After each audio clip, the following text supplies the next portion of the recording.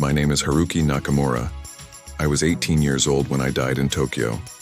I was reincarnated in another galaxy, where I became the son of an exarch. Now, I am Guillaume Affetian, and this is my story. Since the events of the Saint Andiel's choice, I've maintained a discreet but steady connection with Akari Seba, not out of nostalgia, and certainly not for romantic reasons. I long ago accepted that my homeworld was no longer mine. But Akari had potential, charisma, and I could see beneath her hesitations the quiet ambition of those who rise far, if given the right nudge. So I recommended her to the Machiavelli Institute, a strict but highly influential school for diplomatic training. Her government quickly recognized her talents. She was assigned to the Japanese embassy on Trégone, the capital planet of the realm. From there, at the request of our Prince Athanase, she was seconded to the consulate in Noburg, whose diplomatic affairs were handled directly on Vatae, our training planet. Akari arrived on Vatail as a junior diplomat, brimming with almost childlike enthusiasm. She was enchanted by our rice fields, and deeply moved when she tasted our local miso, the white framusa, for the first time. She cried.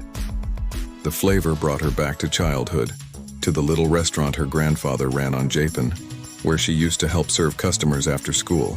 She immediately shared her recipes, memories, and cooking techniques with the Vataese farmers. Some of them took notes with endearing seriousness. One of them even whispered to me, a few weeks later, that he dreamed of opening a Nippo Vataese bistro in Kensomon's Market Square. Athanase, for his part, didn't ask me a single question. He understood. We were two sides of the same coin, he in the spotlight, the beloved son of a king, multiplying dynastic alliances and princely connections.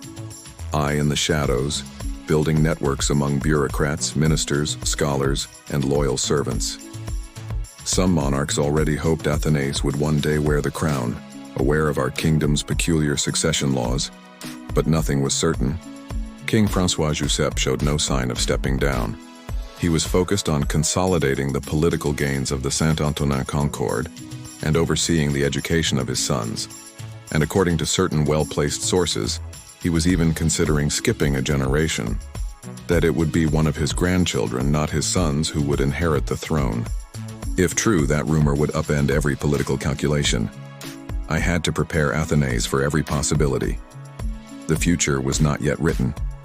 And meanwhile, another was preparing himself. Karl of Leiningen, 13 years old. Athanase's future brother-in-law, a boy both brilliant and meticulous. He'd been placed under the administrative guidance of my own father and played the part of a humble student. But I knew. I could feel it when he looked at me.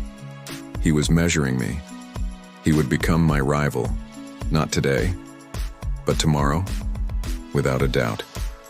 The future belongs to those who can anticipate it, and to those who know how to make themselves indispensable. If you want to explore another side of this universe, I invite you to read The Shadow of the Princes, Chronicles of the Red Kings, Tome 1. A tapestry of power, loyalty, and legacy. A world where every decision can tip the fate of a kingdom. Now available on Amazon and Kindle ebook. Subscribe, like, comment, share. Because in the shadow of princes, the true kings often hide.